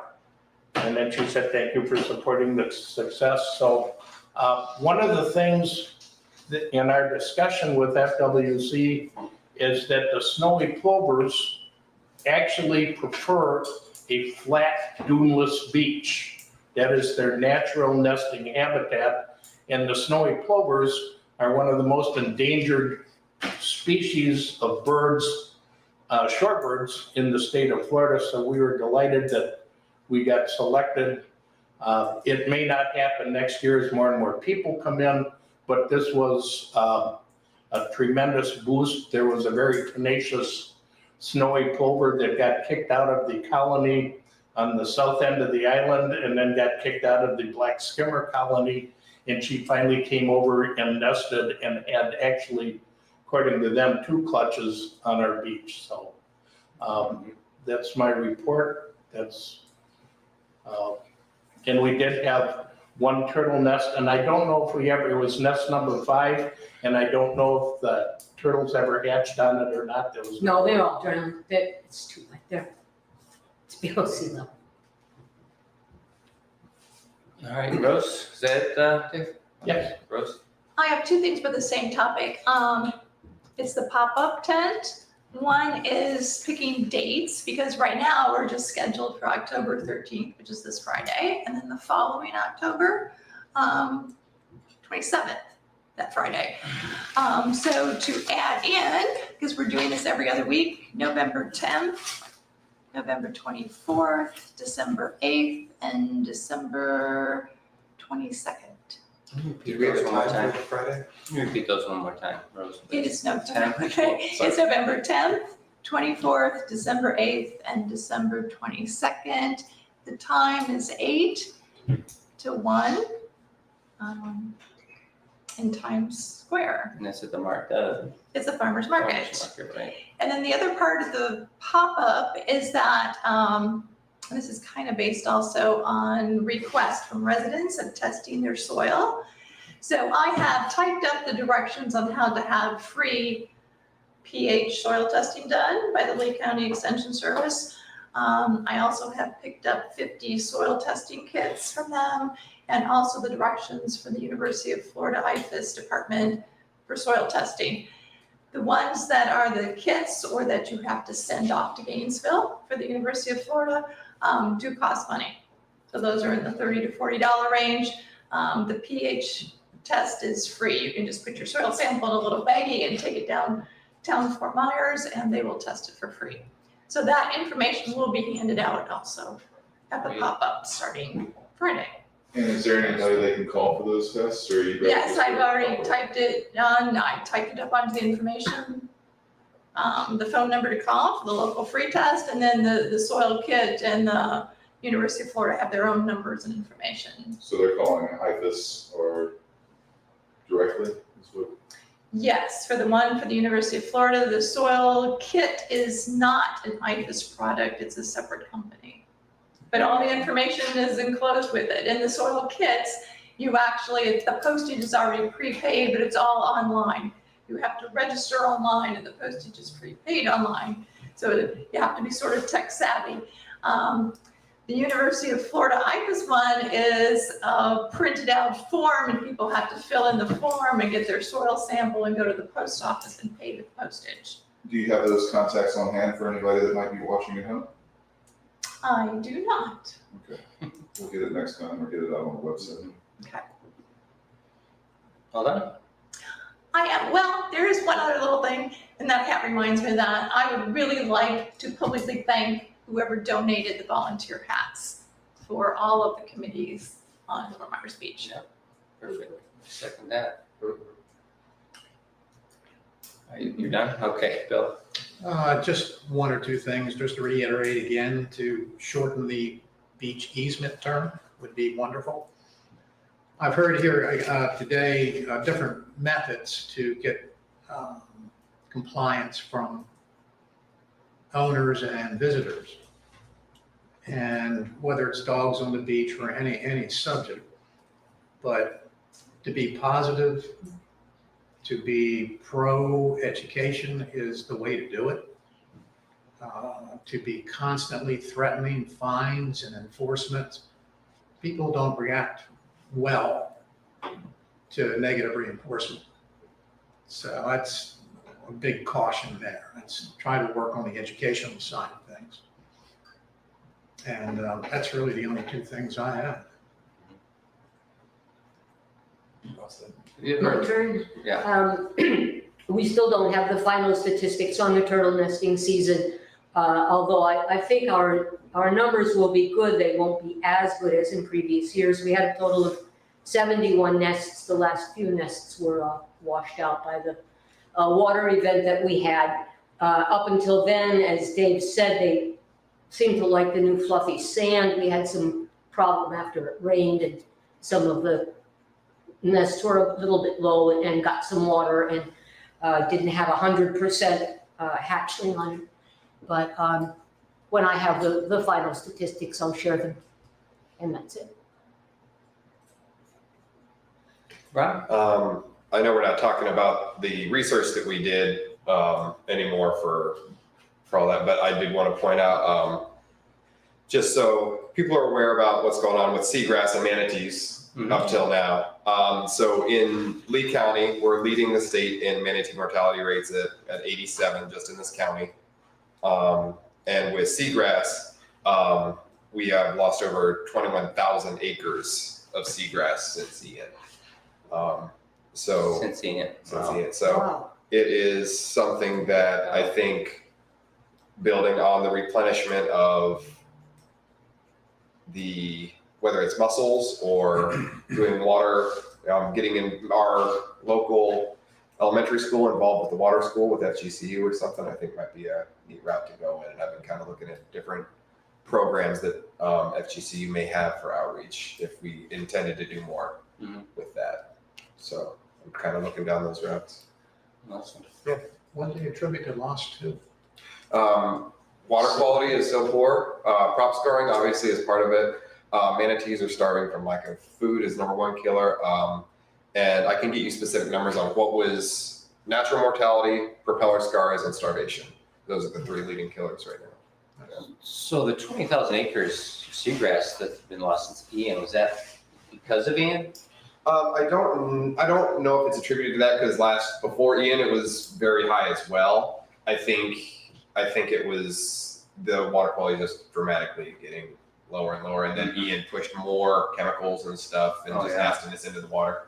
But there's also been a lot more prop scarring because a lot of the slow speed signs have been knocked down.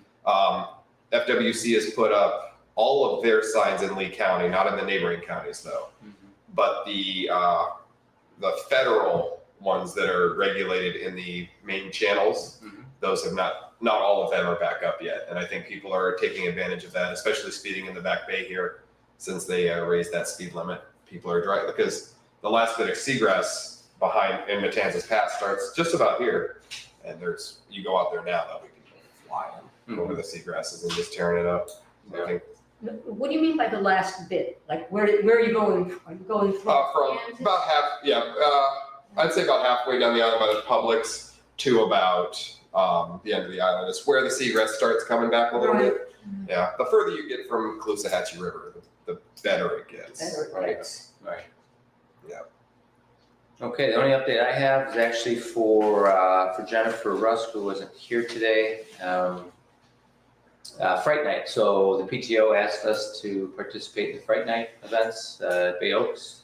Was that the on 20th? October the 20th, yeah, with the MERTF tent, and we will be there. So anybody that is not aware of it, come on down. Gonna dress up like a scary invasive plant. Venus flytrap. And butterfly and moon monarch. What time, Steve, do we know what time? I don't. Okay, we'll have to check it out.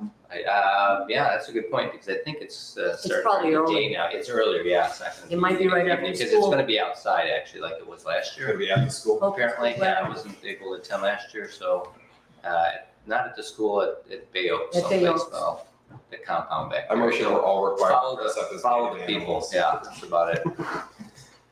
Okay, I think that closes staff was gonna get their update during members' items and reports. Sure, so we did have a water quality advisory during September 25th and 27th. We had 2 poor readings in a row at Bowditch, which caused an advisory. We also had a poor and moderate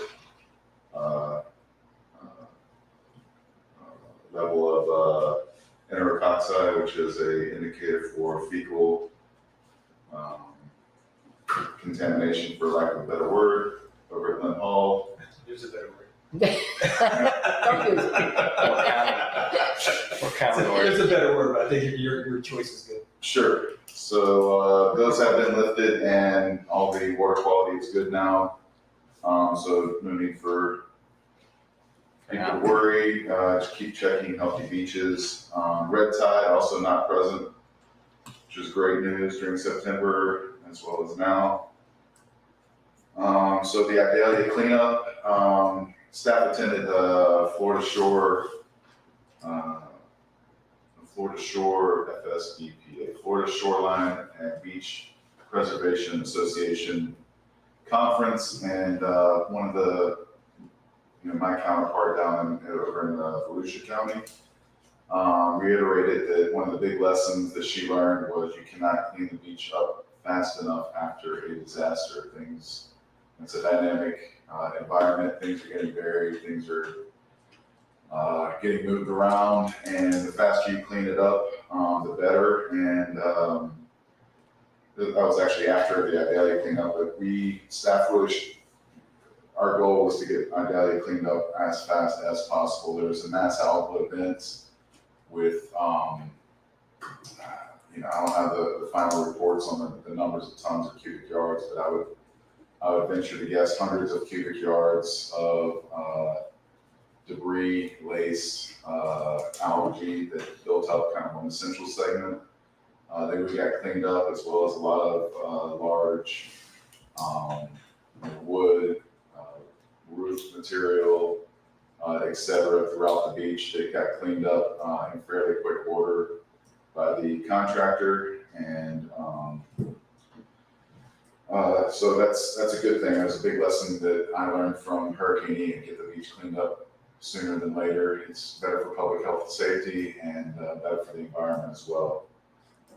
With the renourishment, we're moving on with permitting from U.S. Army Corps, and we're still hoping to start in December 2023. That beach will be under construction from December 2023 to May 2024. So be working with the beach vendors and property owners and trying to get them noticed.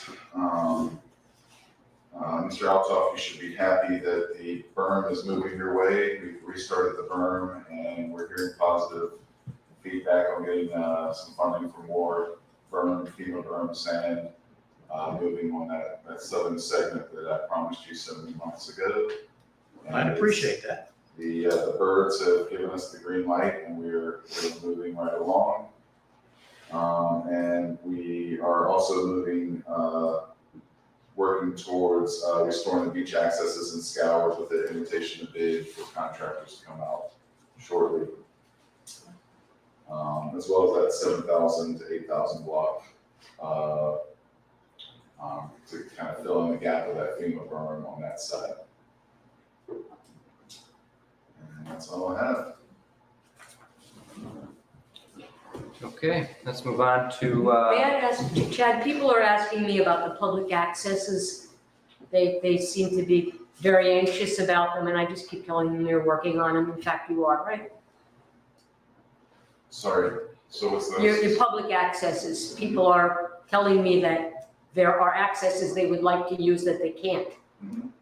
But we're working on them, right? That's what I keep Working on- telling them. I need to get, working on permitting to get the Moby mats. Apparently we need permitting for the Moby mats. Okay, We did have design plans for the accesses. Idalia kind of reset everything, so we kind of had to go back to the drawing board. So we're working through that. We're in the final stages of putting out an invitation to bid to restore a more gentler slope into and out of the berm on the public beach accesses, as well as install those the Moby mats, get the vegetation coming back, restrict vehicle access. We've had a big problem with vehicles driving out on the beach ever since the end, pretty much. So, yeah, I saw someone stuck there last week. yep, not a good deal. Call Lee County Sheriff's Office and get them ticketed. so is the Public Works responsible for sort of the concrete, the hardscape beach accesses? Chad, are you involved with that at all? Where some of the concrete's Yes and folded yes. and stuff, yeah? Yes and yes. Okay. Good, so I think that closes members' items and reports for today. Public comment? Yeah, if Did you have a report? Ms. Vos can give y'all a lesson on the sunshine law. Yeah, I just want to talk with you just a little bit because y'all are a sunshine committee. Mhm. And probably a lot of you already know all this stuff, but it's pretty simple. When you're sitting here and there's a meeting going on, you can talk about absolutely anything. When you are, before the meeting gets called to order, after the meeting, when you're in your pop-up tents, when you just run into each other, in Publix or whatever, you can talk about anything except something that might come up in the future for a vote of this committee. So essentially, talk about what you're gonna do on vacation, what your kids, your grandkids, whatever, sports, weather, but, when you are outside of a meeting, do not talk about work that y'all are doing here, okay? And this is particularly difficult for an organization like y'all that has all this outreach. But I think you know the issues that might come up for a vote, just don't talk about it. And the sunshine law is, it's as serious as a heart attack. There are people who are actually in jail now because they violated the sunshine law. And that sounds extreme, and it is, but it's true. It's a criminal law in Florida. So just be careful about it.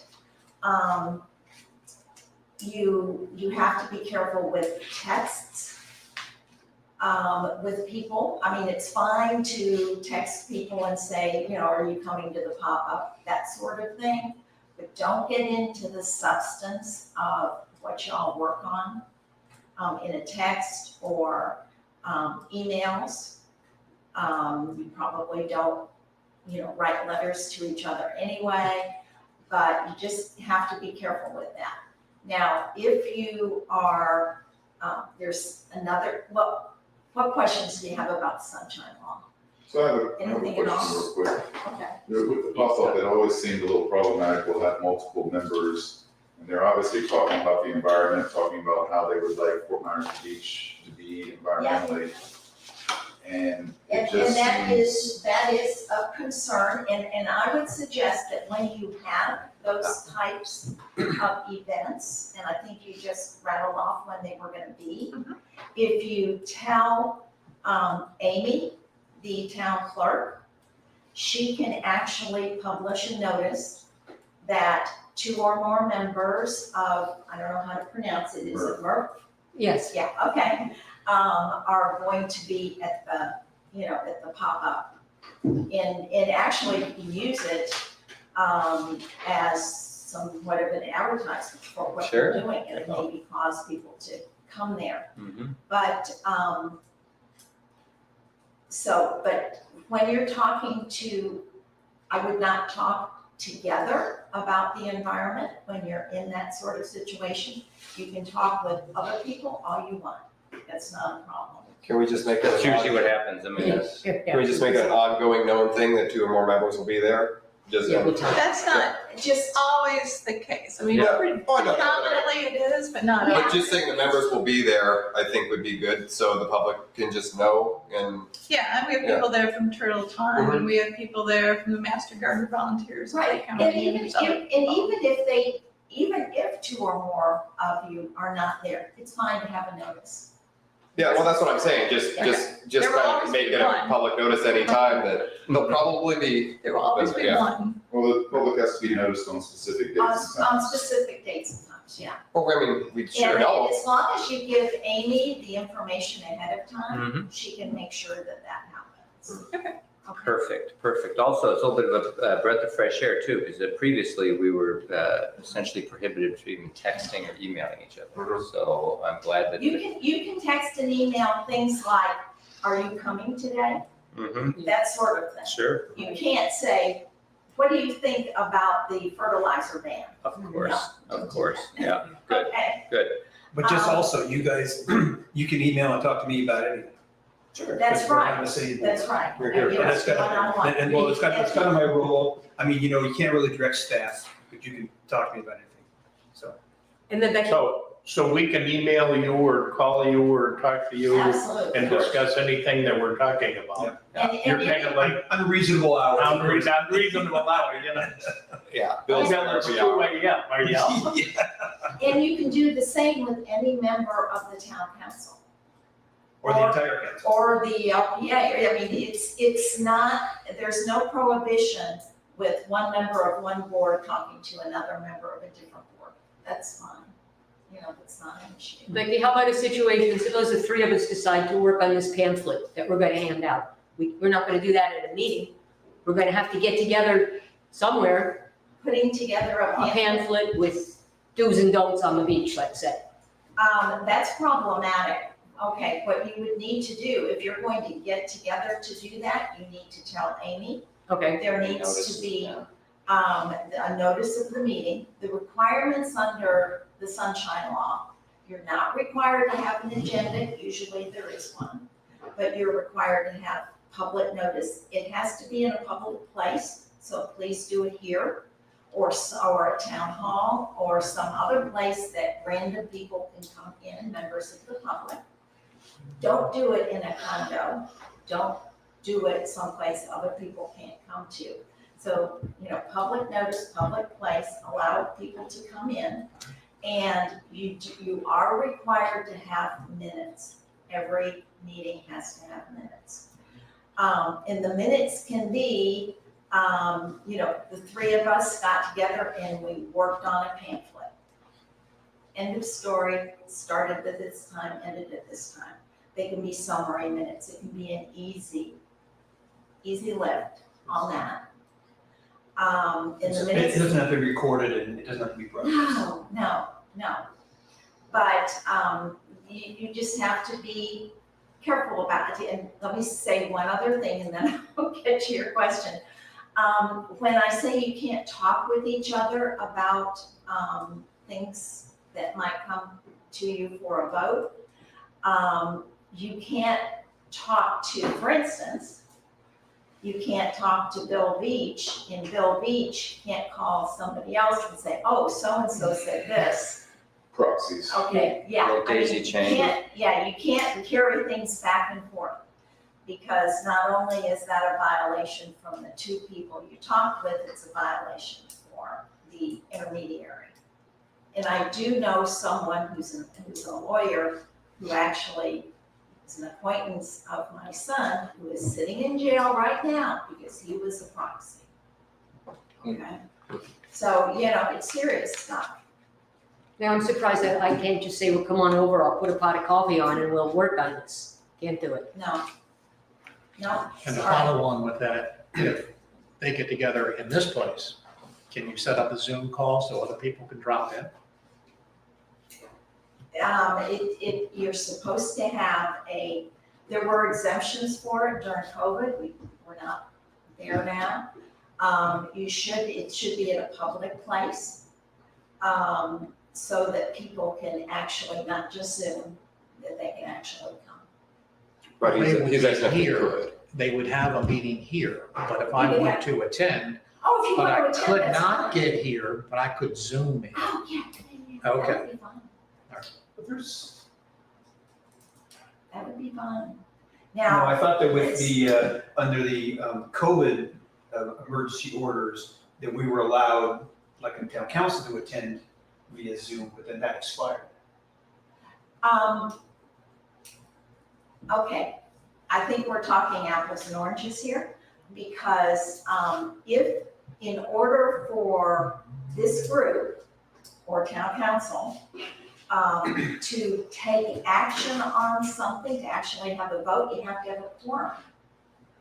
Okay, and a quorum requires, you've got how many Four, members? we need seven. Seven. Okay, you've got 7 members, so a quorum is 4.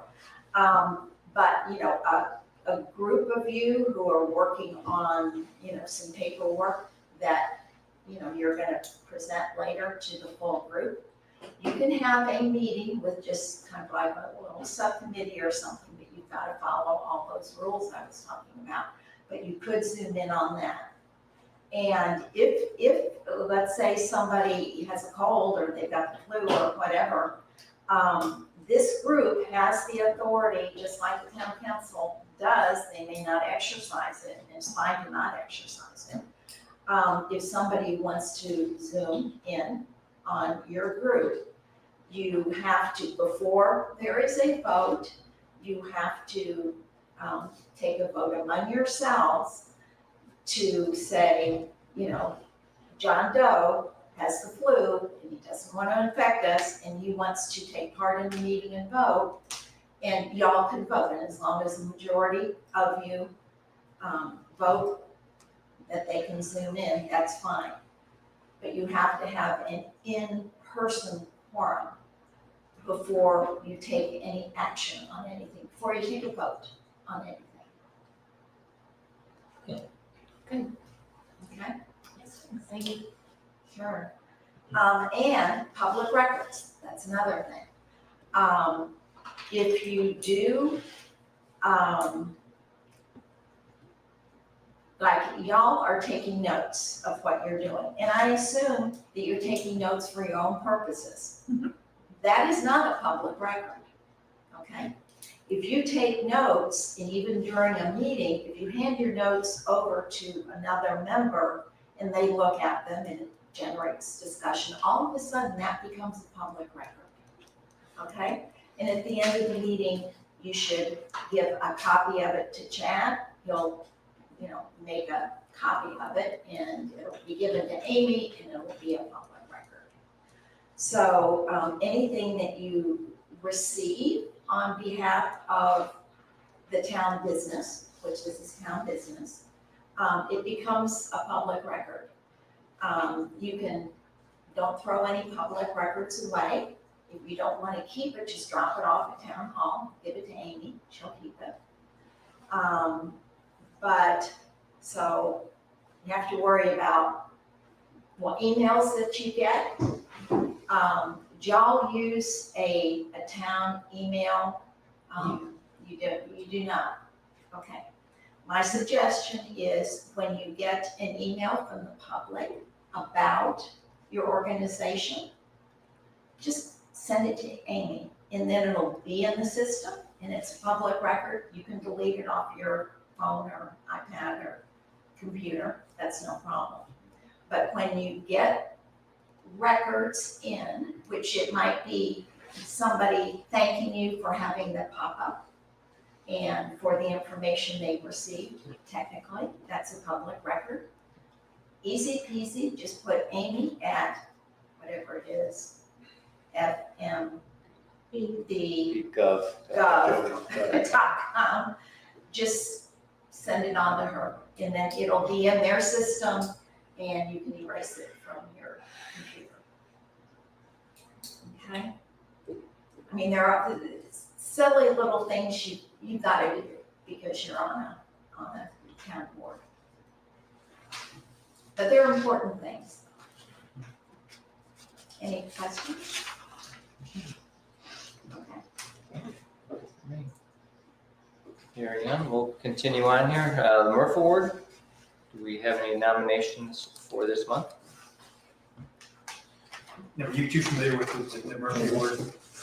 Yeah, I mean, I would love to suggest, we had some, local vendors that, worked with the, contractor who also happens to be local, just cleaning up the beach after Idalia. Made a huge difference. Jason Clark, is a local here, as well as Bill Perry and, Chris Weber all went there, their time, to clean up the beach and made a huge difference. I know there's not a lot of people, usually, as soon as a storm like that happens and there's a big cleanup, everybody's up in arms, clean the beach, and it seemed like it just kind of happened, and it was kind of business as usual this time, because there's not as many people on the beach, but they made a huge difference, just in terms of aesthetics, in terms of public health and safety, and also in terms of the smell of the beach. Did they get paid, Chad?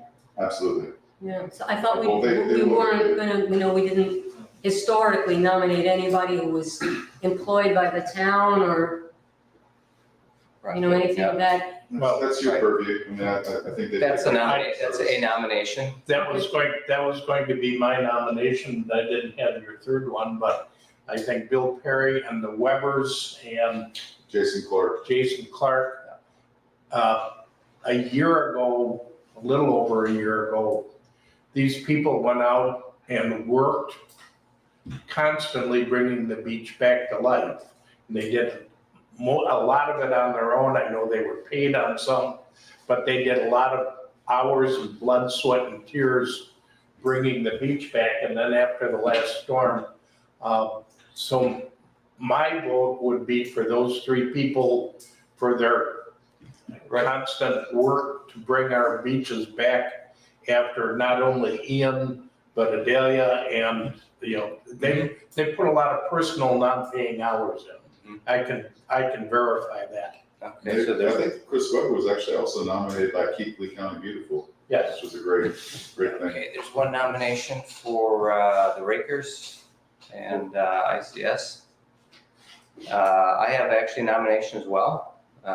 She was already in the bank, Lisa De Palma, who's a volunteer for Crow, and had participated in a cormorant rescue on the south end. But on top of that, this past Sunday, as I was walking our dogs, our neighbor had an egret, this is about 8 o'clock at night, with a compound fracture on the wing, and was beside herself, couldn't get a hold of Crow, didn't know what to do. So me knowing Lisa, I called her, and she left what she was doing. Took the bird, met her, and she took care of it. So that's a second event She has to helped a lot. recognize her as a beach volunteer, really. So, so that's the second nomination, would be Lisa De Palma. Do we have any other nominations? There were some in the bank. There's some in the bank, right? But again, we have two nominations. The ones in the bank are the Community Foundation for their donation, Patty Smith for the GoFundMe donation for the coloring book, Dixie Fish for their signage. Last week was the lady who painted the tower, right? The artist, Yeah. which I haven't seen actually, so good, thank you. Yeah, so I didn't see that. The two artists. The two of them, Lacey and Summer, right? Ladies. Sorry. right. So, shall we vote on just the two current nominations? Or would you like to That's take enough. one from a bank to nominate? As long as we have to, let's save the bank for when we don't have any, I'd say. All right, so, Just to bring you guys a little up to date, the Murphy Award is usually for people who they see doing something, and like a spontaneous, benefit. There's also the Mulholland Award, and that's an annual award for someone who has been consistently proving to be a good steward for the environment. Can you remind us when that? Mulholland is when named that- after the former mayor who started it. Yeah, can you remind me when that, a month that typically is awarded? Usually, I think they try to give the award on Earth Day, and MERTF will recommend somebody and have to go to council, and then be voted on by council. Day is Earth Day? April. I don't even know what day Easter is. 22nd. April, okay. You would know.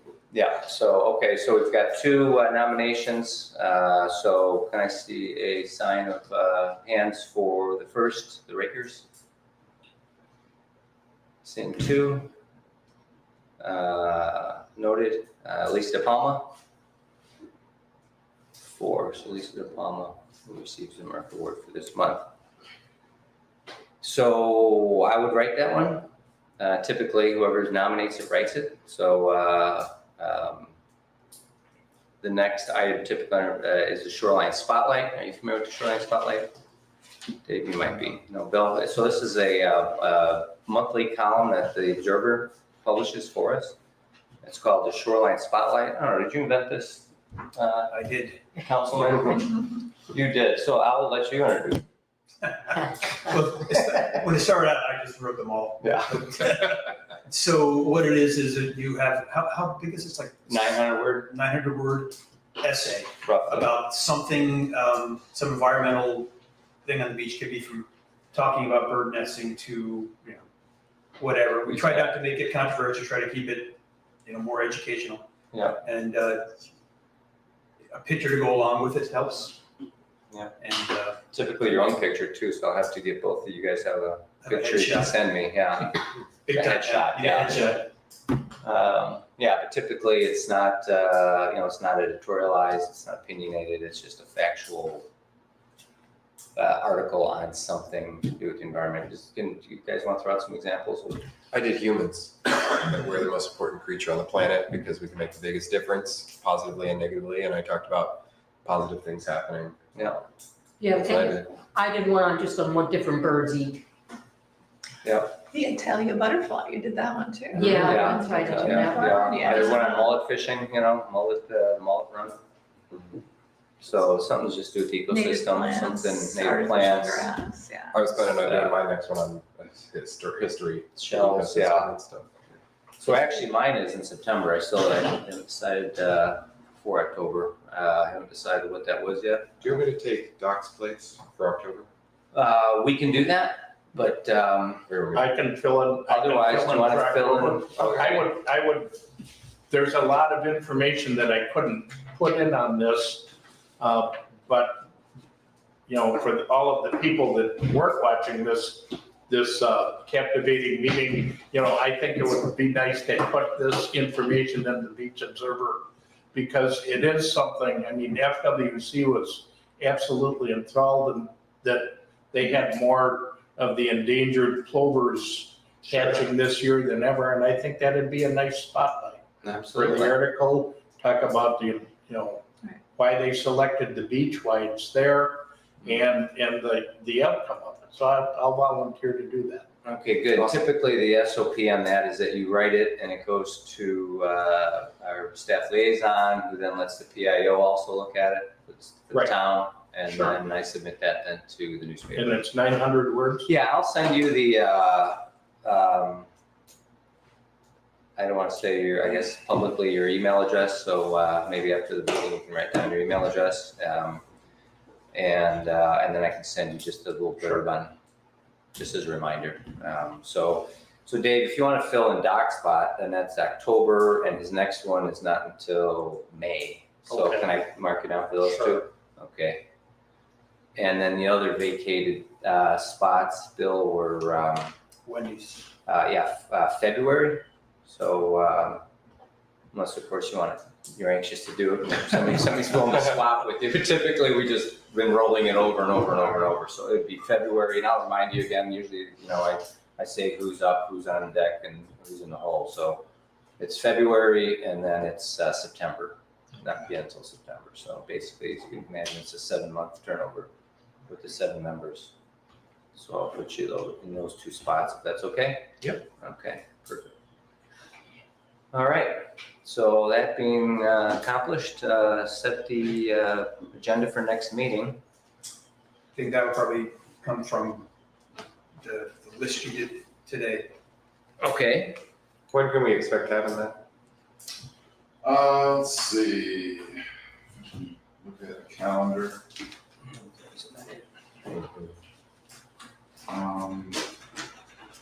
I will talk to the town manager about getting it on either the first meeting of town council, or maybe more appropriately, the first MMP for November, which would be either the 6th or the 9th, I believe. Is it the first Thursday, Councilman Beach? Is the MMP? It's usually the Thursday after the first meeting. Right, and so I guess merged the way it is would be the 8th, so I will, and we have to set the agenda by the 1st. So if they let me put it on the 6th of November, we can word the agenda on the 1st to incorporate their direction. Now, this could, I mean, the chair could go anytime during the item, during committee items and reports. Sure. And I can provide this report to the town manager in fairly short order, maybe just get some feedback from all the different members of the council, maybe just get a consensus. But I don't know if we need it to be so formal. I'll talk to the town manager and see what his advice is.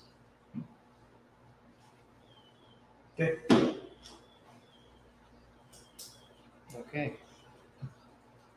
So, is there a motion to adjourn? Real quick, I'd like to officially welcome you guys on board. We're excited to go. Thanks, Rick. Jumped right into it, didn't we? Yeah. I know, I look forward to the differences and the discussions we had today. I think it'll be Good. Excellent. So, And with that, I'll move the meeting be adjourned. Second. all right, motion by Split.